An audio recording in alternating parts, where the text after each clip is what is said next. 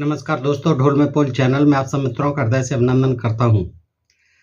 दोस्तों, आज हम देखेंगे कि प्राचीन काल से लेकर आज तक ब्राह्मणों ने जो है सत्ता के साथ किस तरह का गठबंधन करके अपना इनके इन प्रकार जो है भला किया है, अपना हित किया है।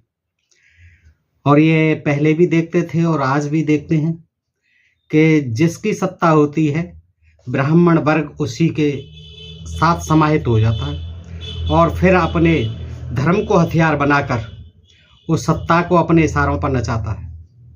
ये दोस्तों आज की बात नहीं है, प्राचीन काल से ही चला रहा है। और आज भी आप देखते हैं, आज भी चुनावों के रिजल्ट आने वाले हैं, उसमें आप देखेंगे कि जिधर भी ब्राह्मणों का और धर्म का पलड़ा भारी रहा होगा उधर जो है हमेशा बहुमत होता है और उधर ही जो है जनता ज़्यादा वोट देती है, क्योंकि यहाँ की जनता भी धर्मांध है, अंधविश्वासी और पाखंडी है धर्म के नाम पर। लेकिन दोस्तों, कभी कभी अप्रत्याशित रिजल्ट भी आया करते हैं और हो सकता है कि आज के जो रिजल्ट आने वाले हैं जिसका इंतजार कर रहे हैं आप लोग, इसमें कुछ अप्रत्याशित भी आया, अपवाद भी होते हैं।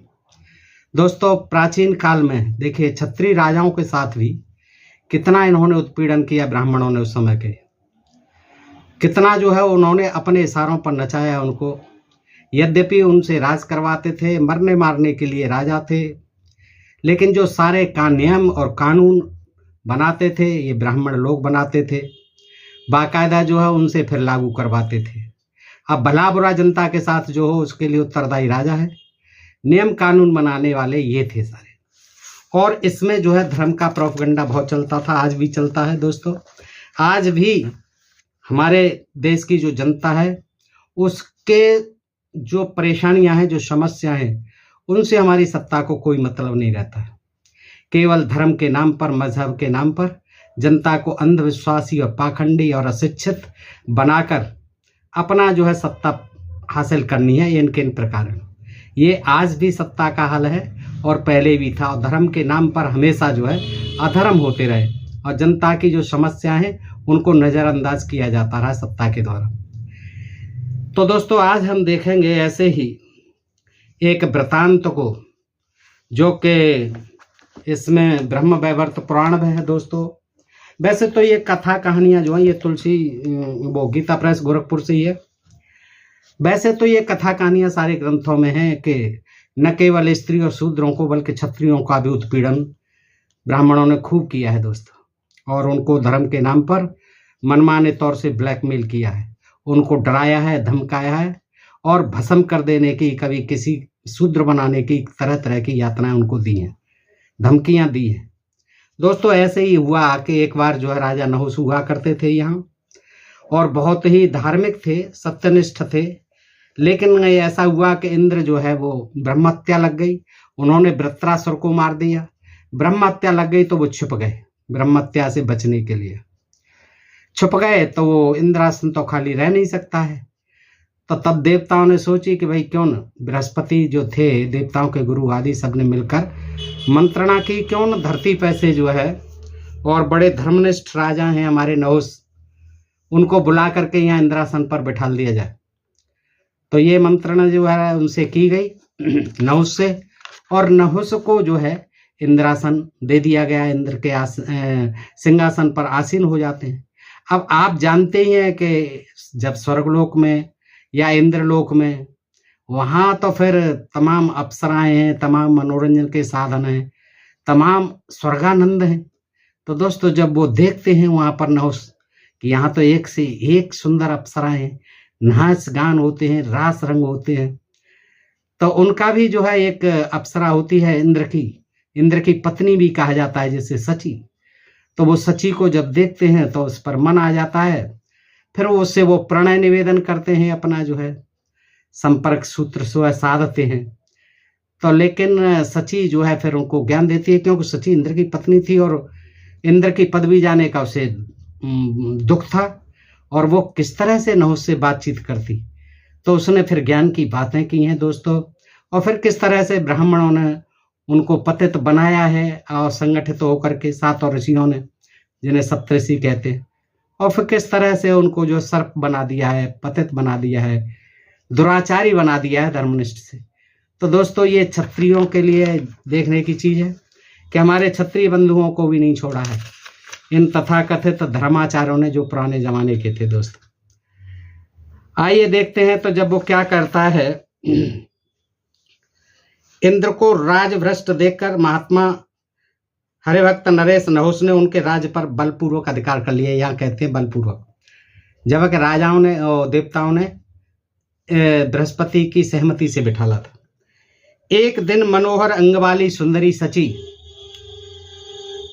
जिनके कोई संतान नहीं थी, पति वियोग के कारण यानी इंद्र वियोग के कारण व्यथित हृदय से आकाश गंगा के तट पर जा रही थी। आकाश गंगा तो आपने देखी है दोस्तों, आकाश गंगा जो है आकाश में दिखाई देती है और वहीं कल्पना की जाती है कि राजा जो है नहुस यहाँ पृथ्वी पर शासन करते थे, उनको वहां ले गए। तो वो कहाँ जा रही थी? आकाश गंगा के तट पर जा रही है। उस समय नूतन यौवन से संपन्न तथा रत्नमय अलंकारों से विभूषित उन सुंदर दांत वाली परम कोमलांगी महासती सची पर नहुस की दृष्टि पड़ी। उन्हें देखते ही नहुस के मन में दूषित वृत्ति जाग उठी। समझ रहे होंगे आप, दूषित वृत्ति जाग उठी। उसने सची के समक्ष विनय पूर्वक अपनी कुत्सित वासना की पूर्ति के लिए प्रस्ताव रखा। सची ने कहा, बेटा मेरी बात सुनो। महाराज तुम प्रजा के भय का भंजन करने वाले हो। राजा समस्त प्रजा का पालक अब ज्ञान दे रही है। राजा समस्त प्रजा का पालक पिता होता है और वह सबकी भय से रक्षा करता है। इन दिनों महेंद्र यानी इंद्र राज्य लक्ष्मी से भ्रष्ट हो गए हैं और तुम स्वर्ग में राजा के पद पर प्रतिष्ठित हुए हो। जो राजा होता है वह निश्चय ही देव पत्नी यानी देवताओं की पत्नी, तो इंद्र की पत्नी थी, देव पत्नी, पुत्र वधू, पुत्र की वधू, माता की बहन यानी मौसी, पिता की बहन यानी बुआ, शिष्य पत्नी, भृत्य पत्नी, नौकर की पत्नी, दासी, मामी, पिता की पत्नी यानी माता, बेमाता, भाई की पत्नी, सास, बहन, बेटी, गर्भ में धारण करने वाली जन्मदात्री तथा इष्ट देवी। ये पुरुष की 16 माताएं, उसने 16 माताएं गिना दी। किसने? सची ने, जो इंद्र की पत्नी थी। तो बेटा ये जो है 16 तरह की माताएं होती हैं। तो मनुष्य हो और मैं देवता की पत्नी, अतः तुम्हारी वेद सम्मत माता हुई। बेटा यदि मां के साथ रमण करना चाहते हो तो माता अदिति के पास जाओ, जो देवताओं की माता है, उसके पास जाओ। मुझसे क्या मिलेगा? बस सब पापियों को उद्धार का उपाय है, परंतु मातृगामियों के लिए, जो माता के साथ गलत समागम करते हैं, उनके लिए कोई उपाय नहीं है। ये ब्रह्मा जी के आयु पर्यंत कुंभीपाक नरक में पकाए जाते हैं, ब्रह्मा की आयु पर्यंत। आगे कहती है कि तीनों संध्याओं के समय श्री हरि की पूजा ब्राह्मण का अपना धर्म है। भगवतोच्चारण का पान तथा भगवान के नैवेद्य का भक्षण उनके लिए अमृत से भी बढ़कर है। और कि तीनों संध्याओं के समय श्री हरि की यानी विष्णु की पूजा करने वाला ब्राह्मण, यही उसका धर्म है। ब्राह्मण तीनों पूजा करे तीनों समय, किसकी? विष्णु की। यही उसका धर्म है। ये कोई सनातन धर्म नहीं है, हिंदू धर्म नहीं है। ये पूजा पाठ करना ही ब्राह्मण का धर्म है। किसकी? विष्णु की। भगवत चरणोदक का पान यानी भगवान के चरणों का उदक जल पान करना और भगवान के नैवेद्य का भक्षण भोग लगाकर उनके लिए अमृत से भी बढ़कर है ब्राह्मणों के लिए। देखिए ब्राह्मणवाद तो खैर है ही जगह जगह, आप देखते जाइए। नरेश्वर, जो अन्न और जल भगवान को समर्पित नहीं किया गया वह मलमूत्र के समान। देखिए कौन सा अन्न? जो विष्णु भगवान को बगैर भोग लगाए खाया गया और जो जल पिया गया वो कैसा है? वो मलमूत्र के समान है। यानी विष्णु को भोग लगाओ, पहले मुझको भोग लगाओ। नारायण खुद कह रहे हैं, यदि ब्राह्मण उसे खाते हैं तो वे सबके सब सूअर होते हैं, क्योंकि मलमूत्र हो गया और सूअर जो है मलमूत्र खाता है। वैसे विष्णु जी खुद सूअर का रूप है, अवतार है, लेकिन वो खुद क्योंकि मलमूत्र भी खाते हैं सूअर महाराज, तो वो कहते हैं कि ये सब ब्राह्मण जो है बगैर भोग लगाए मुझे जो खाते हैं वो सब सूअर के समान है, क्यों? वो मलमूत्र खाते हैं। ब्राह्मण आजीवन भगवान के नैवेद्य का भोजन करें, उसी का भोग का ही भोजन करें, परंतु एकादशी को भोजन न करें, कदापि नहीं करें एकादशी को, ध्यान रखें। पूर्णतः उपवास करें उस दिन। इसी तरह कृष्ण जन्माष्टमी, शिवरात्रि, रामनवमी आदि पुण्य वासरों को भी उन्हें निश्चय ही यत्न पूर्वक, अब ये ब्रह्मा, ये विष्णु जी बीच में ज्ञान दे रहे हैं ब्राह्मणों का, ये वर्णवाद का, ये भी जोड़ना ही है उनको, कोई कथा कहानी हो लेकिन इनको ब्राह्मणवाद की ये महिमा जो है उसमें जरूर प्रविष्ट करानी है, करा दी उन्होंने। अब बात हो रही थी सची की और उसकी, ये जो है ब्राह्मणवाद भी घुसेड़ दिया। अब वो कहते हैं नरेश्वर पतिव्रताओं का पति, अब वो फिर आ गए उसी पर। सची कहती है कि पतिव्रताओं का व्रत पति सेवा है, वही उनके लिए उत्तम तप है। तो तुम काहे के लिए अप्सरा बनी हुई हो सची? पतिव्रता क्यों नहीं हो? अप्सरा तो आप जानती हो मनोरंजन के लिए होती थी, ऋषि मुनियों के पास भेज दिया जाता था इन्हें उनका तप डिगाने के लिए। पर पुरुष पतिव्रताओं के लिए पुत्र तुल्य है, यही नारियों का धर्म है, ये नारियों का धर्म है। सुनते जाइए दोस्तों, ये गहरी चीजें, इनको सोचने के लिए, सुनने के लिए, समझने के लिए थोड़ा समय चाहिए, बुद्धि चाहिए। क्या कह रही है? पर पुरुष पतिव्रताओं के लिए पुत्र तुल्य है। कैसा है? पुत्र तुल्य है, यही नारियों का धर्म है। राजा लोग जैसे प्रजा का औरस पुत्रों की भली भांति पालन करते हैं, उसी प्रकार वे प्रजा वर्ग की स्त्रियों को भी माता के समान देखते हैं। विष्णु की प्रसन्नता के लिए यज्ञ करते और देवताओं एवं ब्राह्मणों की सेवा में लगे रहते हैं। कौन? राजा लोग। सच्ची ज्ञान दे रही है अब, और इधर जो है विष्णु जी सुना रहे हैं। तो राजा लोग, अब उससे कह रही है नहुस से, राजा लोग जैसे प्रजा का अपने खास पुत्रों की भांति पालन करते हैं, उसी प्रकार वे प्रजा वर्ग की स्त्रियों को भी माता के समान देखते हैं। विष्णु की प्रसन्नता के लिए यज्ञ करते हैं और देवताओं और ब्राह्मणों की सेवाओं में लगे रहते हैं। यानी विष्णु की सेवा में भी लगे रहते हैं, देवताओं की सेवा में भी लगे रहते हैं और ब्राह्मणों की सेवा में भी लगे रहते हैं। जो क्षत्रिय लोग, जो राजा लोग दुष्टों का निवारण और सत्पुरुषों का पालन करते हैं, यानी दुष्टों को हटाते हैं, मारते हैं और सत्पुरुषों का पालन करते हैं। पूर्व काल में ब्रह्मा जी ने क्षत्रियों का यही धर्म बताया था। सची ने कह दिया पूर्व काल में यही धर्म बताया था कि यानी देवताओं की, विष्णु की और ये क्या नाम है ब्राह्मणों की भली भांत जो है उनकी सेवा में लगा रहे राजा, और स्त्रियों की भी सेवा करे। वाणिज्य और धर्म संग्रह, आप देखिए इस कहानी में कोई मतलब नहीं था, लेकिन धर्म सबका बताने लगे। सुन लीजिए, क्षत्रिय का सुन लिया, अवैश्यों का सुन लिया कि वाणिज्य और धर्म संग्रह, धर्म के आधार पर वाणिज्य करना, पैसे का धन संग्रह करना, यह वैश्यों का अपना धर्म है। हाँ, कोई सनातन या हिंदू धर्म नहीं है। वैश्यों का क्या है भैया? धन संग्रह करो, धर्म करो, पूजा पाठ कराओ, यज्ञ कराओ, हर में दान दक्षिणा दो, क्योंकि पैसे वाले हो। धन संग्रह करो खूब, फिर धर्म करो। ब्राह्मणों की सेवा, शूद्रों का परम धर्म निश्चित किया गया है, तय किया गया है। क्या? ब्राह्मणों की सेवा, तीनों वर्णों की नहीं, केवल ब्राह्मणों की सेवा। शूद्रों का परम धर्म है ये। शूद्र भाई सुन लें कान खोल के, आपका परम धर्म केवल ब्राह्मणों की सेवा है, न कि ये जो पूजा पाठ, ये मंदिरों में जाना, ये तीर्थों में जाना, ये तमाम कथा वाचन करना कराना, ये और अपने को हिंदू बताना या सनातनी बताना, ये कोई धर्म नहीं है आपका। आपका धर्म है ब्राह्मणों की सेवा। शूद्रों का धर्म निश्चित किया गया है। राजन सब कुछ भगवान श्री हरि को समर्पण कर देना सन्यासियों का धर्म है। तो इस तरह से ज्ञान देती है और आगे कहती है सुंदरी मैं शरीर के साथ ही यहां आया हूं।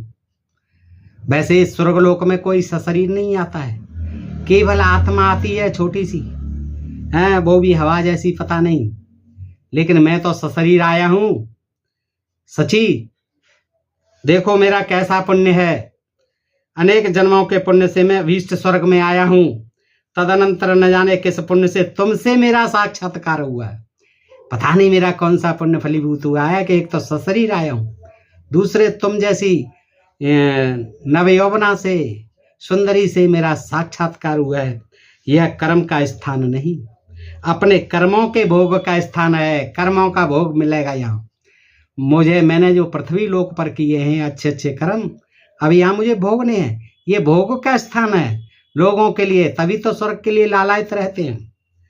यों कहकर काम आसक्त न उसने फिर बहुत सी युक्तियों के द्वारा पुनः अपने उसी पापपूर्ण प्रस्ताव को दोहराया। पापपूर्ण प्रस्ताव था, न उसने दोहराया।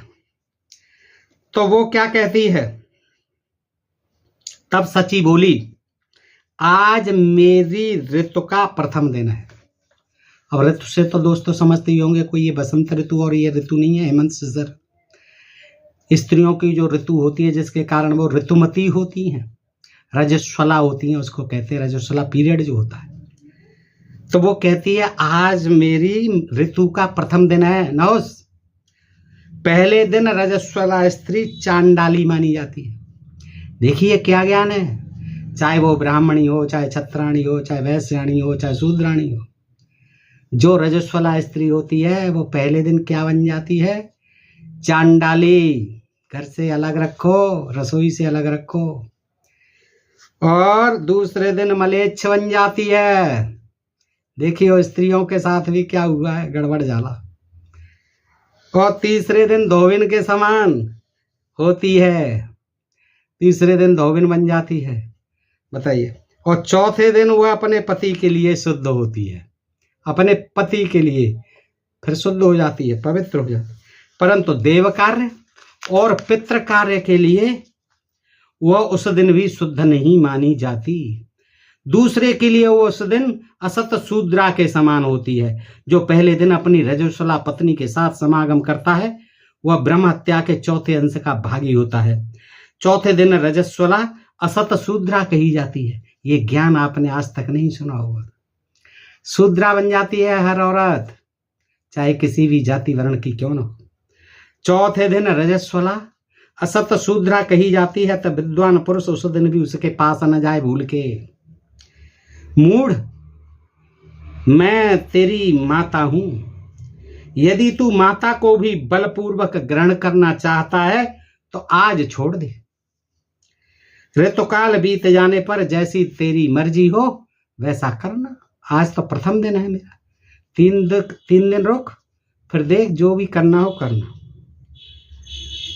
तो क्या होता है, सची फिर आगे कहती है, राजा कहता है, वो सची कहती है आगे कि आपने उसके पास पहुंचती है देवगुरु बृहस्पति के पास।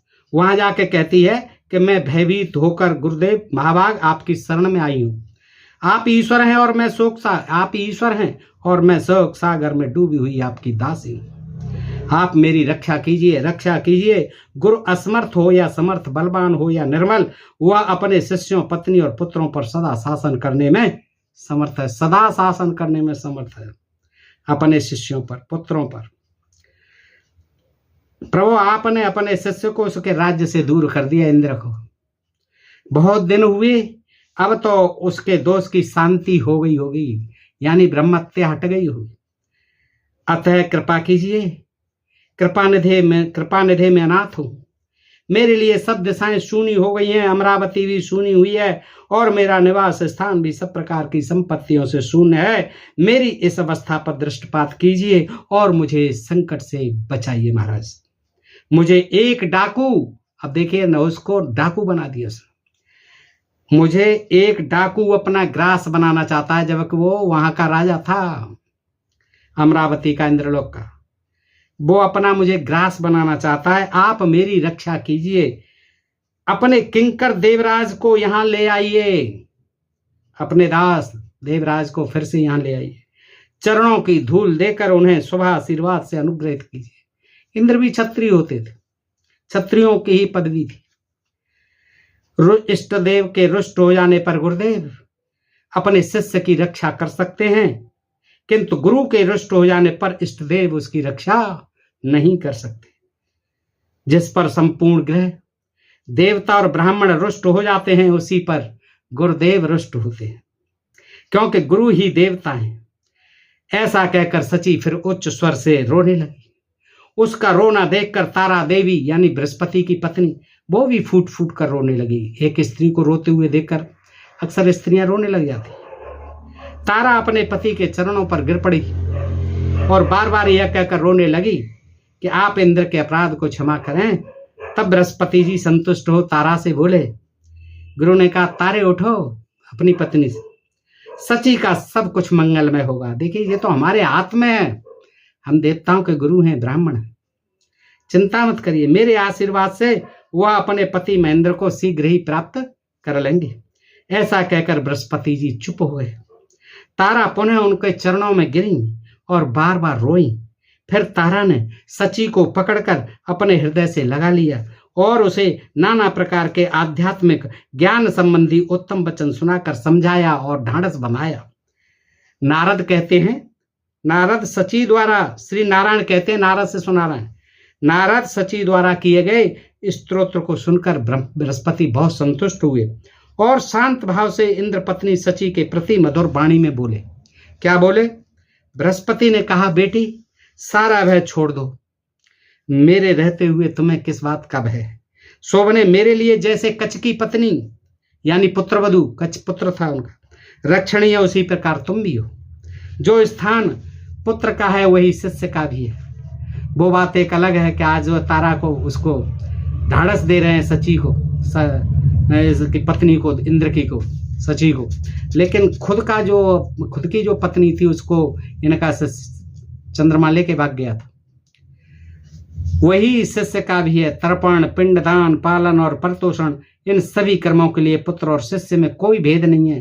तुम भी मेरी शिष्य, इंद्र भी मेरा शिष्य है, कोई भेद नहीं है। जैसे पुत्र पिता के मरने पर उसके लिए अग्निदाता होता है, अवश्य उसी तरह शिष्य गुरु के लिए अग्नि प्रदाता कहा गया है। यह बात कण्व शाखा में ब्रह्मा जी ने कही है। कण्व शाखा में ब्रह्मा जी ने कही है, विष्णु जी कह रहे हैं, विष्णु जी को पता नहीं, ब्रह्मा जी ने कही है। बृहस्पति जी ऐसा कह रहे थे कि नहुष के दूत ने आकर सची से नंदन वन में चलने के लिए कहा। यह सुनते ही बृहस्पति जी का सारा शरीर क्रोध से कांपने लगा। नहुष ने अपने दूत को भेजा कि बुला के लाइए सची कहां पर है। आए वो फौरन जो हमारे पास नंदन वन में। यह सुनते ही बृहस्पति जी के, जैसे बृहस्पति जी से कहा, उसके दूत ने शरीर क्रोध से कांपने लगा और उनकी आंखें लाल हो गई। वे उस दूत से बोले, दूत तू जाकर नहुष से कह दे कि महाराज, यदि तुम सची का उपभोग करना चाहते हो तो एक ऐसी सवारी पर चढ़कर रात में आना है। गुरु तरकीब बता रहे हैं कि अगर तुम सची का उपभोग करना चाहते हो तो एक ऐसी सवारी पर चढ़कर रात में आना जिसका आज से पहले किसी ने उपयोग नहीं किया हो। ऐसी जो पालकी जिसका आज से पहले किसी ने उपभोग नहीं किया हो, उस पर चढ़ के आना पालकी में। सप्तऋषियों के कंधों पर, देखिए क्या तरकीब बता, सप्तऋषि, 7 ऋषि ब्राह्मण थे, सप्तऋषियों के कंधों पर अपनी सुंदर पालकी रखकर उत्तम वेशभूषा से सज धर कर उसी पर आरूढ़ हो तुम्हें यहाँ तक यात्रा करनी चाहिए। पति जी की यह बात सुनकर दूत ने नहुष के पास जाकर उनका संदेश कह दिया कि मुझसे तो बृहस्पति जी ने ऐसे कहा कि ऐसी पालकी में आए जो सप्तऋषि ढो रहे हैं उसे, और रात में आए। सुनकर नहुष हंस पड़ा और अपने सेवक से बोला, कोई बात नहीं, जाओ, जल्दी जाओ और सप्तऋषियों को यहाँ बुला के लाओ। उन सब के साथ मिलकर कोई उपाय करूंगा, तुम अभी जाओ। राजा का आदेश पाकर दूत सप्तऋषियों के समीप गया और नहुष ने जो कुछ कहा था वह सब उसने उन सब से कह सुनाया। दूत की बात सुनकर, भाई राजा था आखिर, सप्तऋषि कैसे नहीं मानते, उन्होंने तुरंत आज्ञा का पालन किया और प्रसन्नता पूर्वक नहुष के पास आ गए। उन सबको आया देख राजा ने प्रणाम किया और आदर पूर्वक कहा, आप लोग ब्रह्मा जी के पुत्र हैं, सप्तऋषि ब्रह्मा जी के पुत्र हैं, ब्रह्म तेज से आप प्रकाशित होते हैं और सदा ब्रह्मा जी के समान ही भक्तवत्सल हैं। ऐसा कहकर राजा ने उनके चरणों में प्रणाम किया और स्तुति करने लगा। राजा को कातर हुआ देखकर वे परम हितैषी ऋषि उससे बोले, याचना करने लगा। उसने बात नहीं बताई। जब ज्यादा याचना गिड़गिड़ाने लगा तो ऋषियों ने कहा, बेटा तुम्हारे मन में जो इच्छा हो उसके अनुसार वर मांगो, हम सब कुछ देने में समर्थ हैं, हमारे लिए कुछ भी असाध्य नहीं है। तो इंद्र पद चाहिए, मनु का पद चाहिए, ब्राह्मणों के हाथ में सब कुछ है, वो भी सप्तऋषि है।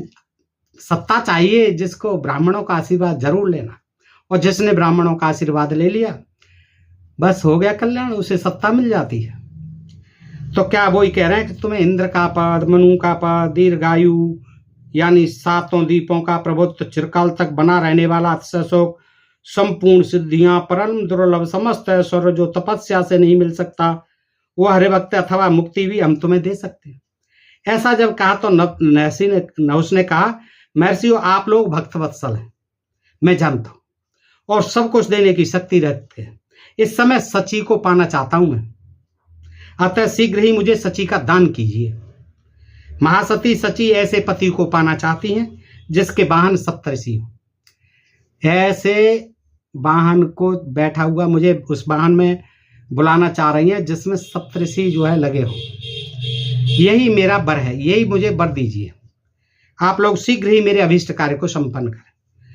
नारद, विष्णु जी सुना रहे हैं, हे नारद आगे सुनो कि नहुष की बात सुनकर समुनि कौतूहल बस एक दूसरे को देखते हुए जोर जोर से हंसने लगे कि ये पागल हो गया क्या राजा, ये क्या कह रहा है, हम इसे ढोके ले जाएंगे पालकी को। राजा को भगवान विष्णु की माया से वेष्टित और मोहित मानकर उन दीन वत्सल सप्तऋषियों ने कृपा पूर्वक राजा का वाहन बनने की प्रतिज्ञा कर ली। ठीक है महाराज, बन जाते हैं। उसकी शिविका मुक्ता और माणिक्य से सुशोभित थी। ऋषियों ने उसे कंधे पर उठा लिया और राजा नहुष सुंदर वेश और रत्नमय आभूषणों से विभूषित होकर उस शिविका में बैठकर चला। उस वाहन द्वारा अभीष्ट स्थान पर पहुंचने में अधिक विलंब होता देख धीरे धीरे चल रहे थे वो चारे। कभी जुते थे क्या पालकी में, उन्होंने कभी ढोई थी क्या, धीरे धीरे वो चल रहे थे। तो जब धीरे धीरे चलता देख करके राजा ऊपर बैठा हुआ था, सप्तऋषियों को डांटने लगा, फटकारने लगा। और शिविका के उस मार्ग पर सबसे आगे चलते थे दुर्वासा लगे हुए थे आगे। उन्हें राजा की फटकार पर क्रोध आ गया। क्या आ गया? क्रोध आ गया। अच्छा, जब वो जानते हो बहुत क्रोधी थे, वो तुरंत साप देते थे। उन्हें राजा की फटकार पर क्रोध आ गया और वो साप देते हुए बोले, मूढ़ चित्त महाराज, तुम महान अजगर होकर नीचे गिर पड़ो, यानी पृथ्वी लोक पर चले जाओ, पृथ्वी पर टपक जाओ सांप बन के। धर्मपुत्र युधिष्ठिर के दर्शन होने से तुम अजगर की योनि से छूट जाओगे, जिस दिन तुम धर्मपुत्र युधिष्ठिर को देख लोगे। तत्पश्चात रत्नमय विमान से बैकुंठ में जाकर भगवान विष्णु का सेवन करोगे। किया हुआ कर्म फल कभी निष्फल नहीं होता। तुमने श्री हरि की आराधना की है, अतः साप से छूटने पर तुम्हें इसका फल अवश्य मिलेगा। महामुनि यो कहकर वे सब श्रेष्ठ मुनि हंसते हुए चले गए और राजा उनके साप से सर्प होकर गिर पड़ा। देखिए क्या है, दुराचारी बना दिया, कितना उसको जो है उससे सची से वो मिला दिया, और मिलने जा रहे थे तो सर्प बना के नीचे टपका दिया, है ना। क्षत्रिय राजा क्या थे, उनका कुछ नहीं था। वो सांप बन जाए, बिच्छू बन जाए, चंडाल बन जाए, कुछ भी बना देते थे, भस्म कर देते थे। ब्राह्मणों के हाथ में सब कुछ था। तो देखिए बेचारे उसको, धर्मनिष्ठ को पहले तो इंद्रासन दे दिया, इंद्र का सिंहासन पर बिठा दिया, और फिर गिराया तो उसे ऐसा गिराया कि सांप बन के टपका दिया, कहीं का नहीं छोड़ा उसे। तो वह समाचार सुनकर सची गुरुदेव को नमस्कार करके अमरावती में चली गई कि धन्य है महाराज, आपका बहुत बहुत शुक्रिया, हृदय से आभार। आपने जो है उसको टपका दिया सर्प बन के, और मेरे से जो है वो मेरा पिंड छोड़ा दिया, मैं बरी हो गई, अब चलती हूँ। तो वो तुरंत जो अपनी अमरावती में चली गई। और बृहस्पति जी शीघ्र उस स्थान पर गए जहाँ इंद्र कमल नाल में घुसे हुए थे, कमल की नाल में जिसमें ब्रह्मा जी ऊपर बैठे हुए थे। उस कमल नाल में घुस गए थे छुप करके ब्रह्मत्या के डर से। सरोवर के निकट जाकर प्राणिधान गुरु ने अत्यंत प्रसन्न बदन हो कृपा पूर्वक देवराज को पुकारा, आवाज दी, कहाँ हो इंद्र, बाहर आओ मेरे रहते हुए। इंद्र तुम्हें क्या भय सकता है, भय छोड़ो और यहाँ आओ, मैं तुम्हारा गुरु बृहस्पति आया हूं। अपने गुरु का स्वर सुनकर महेंद्र का मन प्रसन्नता से खिल उठा। वे सूक्ष्म रूप को छोड़कर अपने ही गुरु से उनके निकट आए, अपने ही रूप से उनके निकट आए। उन्होंने भक्ति भाव से गुरु के चरणों में दंड की भांति पड़कर सिर से उन्हें प्रणाम किया। देखिए गुरु की महिमा। इंद्र जो है राजा होते हुए भी पैरों में पड़ा रहता था और रोने लगा। उस समय महाभयभीत एवं रोते हुए इंद्र को गुरु ने सानंद हृदय से लगा लिया। फिर उनसे प्रायश्चित के लिए सोम याज्ञ करवाकर उन्हें रमणीय रत्नमय सिंहासन पर बिठाया और पहले से चौगुना उत्तम ऐश्वर्य प्रदान किया। देखो जाके बिठाल दिया, उसको सर्प बन के टपका दिया नहुस को। और देखिए फिर से ले गए निकाल के रतन नाल में से, कमल नाल में से, और जो है फिर बिठाल दिया। सब कुछ जो है जिसको सत्ता पर रखना है, जिसको हटाना है, पहले भी यही होता था क्षत्रियों के साथ, और आज भी राजाओं के साथ ही हो रहा है क्षत्रियों के साथ, कि आज भी जिसको ब्राह्मण चाहते हैं उसको बिठाल देते हैं और लोगों को धर्म की घुट्टी पिलाकर, मंदिर मस्जिद की घुट्टी पिलाकर, धर्म मजहब की घुट्टी पिलाकर अपना एन केन प्रकार जो है जनता को अपने कंट्रोल में कर लेते हैं और जिसको चाहते हैं उसको सत्ता पर बिठाल देते हैं। यही जो है देखिए इंद्र के साथ हुआ, यही नहुस के साथ हुआ। सची ने पुनः अपने पति देवराज इंद्र को प्राप्त कर लिया और निवास मंदिर में फूलों की सेज पर वह उनके साथ आनंद पूर्वक सुख का अनुभव करने लगे। बस इस प्रकार मैंने इंद्र के दर्प के भंजन, इंद्र के घमंड का भंजन और सची के सतीत्व की रक्षा का प्रसंग कह सुनाया। और उसका नहीं दर्प का, नहुस का भी तो दर्प कर दिया चकनाचूर, है उसको दुराचारी बना दिया। ये जो है दोस्तों यहाँ समापन होता है। और ये आपने ब्रह्म वैवर्त पुराण ये जो है देखा इससे गीता प्रेस ग्रुप, और इससे आपने समझा होगा कि दोस्तों कि ब्राह्मण प्राचीन काल से लेकर आज तक नीति नियंता रहे हैं, विधान के निर्माता रहे हैं, और वो राजाओं को अपने इशारों पर नचाते रहे हैं, अपनी कठपुतली बनाते रहे, और ये आज तक जारी है और आगे भी जारी रहेगा। क्योंकि शेष जनता जो है धर्म के नाम पर इतनी अंधविश्वासी और पाखंडी है कि इनके जो है मकड़ जाल में उलझी रहती है, समझना नहीं चाहती यथार्थ को, आंख खोल करके कुछ नहीं समझना चाहती। दोस्तों बताइए जानकारी आपको कैसी लगी? अच्छी लगी हो तो अपने मित्रों में अधिकाधिक शेयर करें। अपने प्रिय चैनल ढोल में पोल को सब्सक्राइब करते रहें और अपना ख्याल रखें दोस्तों। फिर मिलते हैं ऐसे ही किसी प्रसंग के साथ अगले वीडियो में। तब तक आप सबके लिए हृदय से आभार, नमस्कार, जय भारत, जय इंडिया दोस्तों।